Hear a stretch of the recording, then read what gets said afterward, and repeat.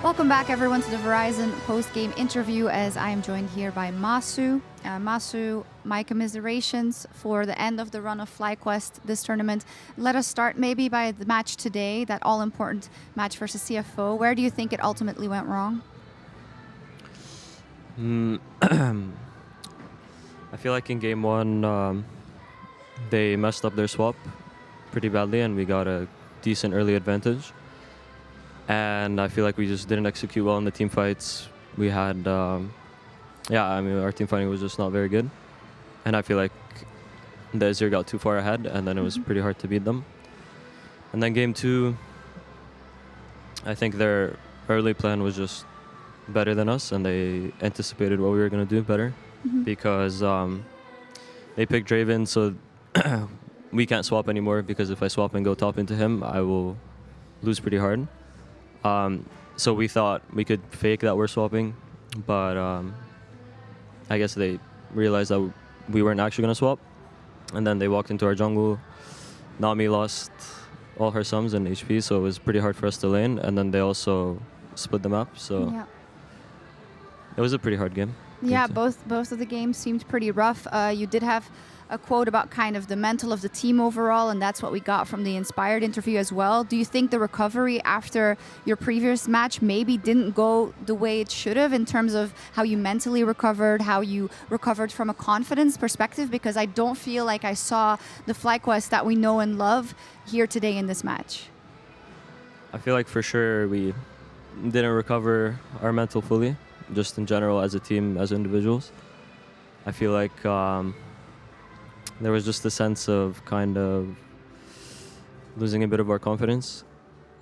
And I feel like we carried that a bit into today, and we weren't able to fully reset. Finally, maybe when you look across the whole year and the lofty goals that were set for FlyQuest, also because of how well you did last year at Worlds, right? And the fact that this is the end of the year, what do you want to say about the whole experience?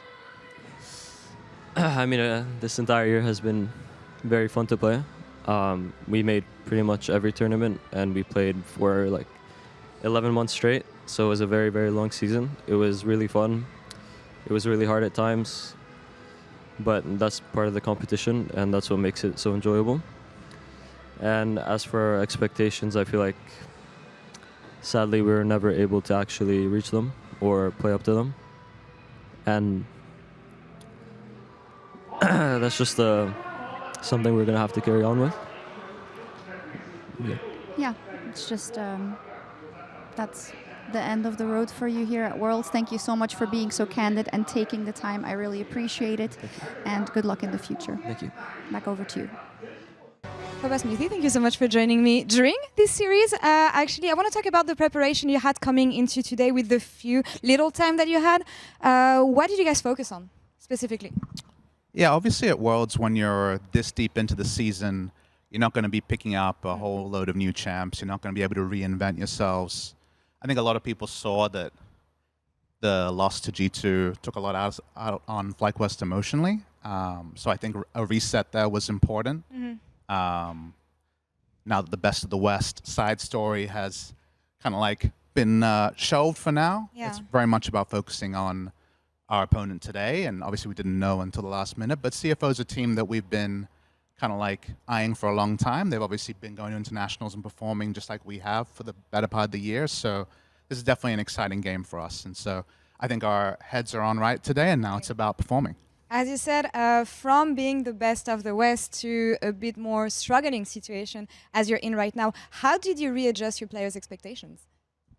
Yeah, it's not all me. Obviously, it's like the whole group coming together. But I think most of it is just when you're in Worlds, when you're in this like time chamber of being in one place for a long time, being in a foreign land for a long time, scrims against tougher and tougher teams than you have domestically, it's easy to look at things you can't do. Like, oh, we can't draft that against a good team. We can't do this against a good team. And you start to lose the things that made you special domestically or at other parts in the year.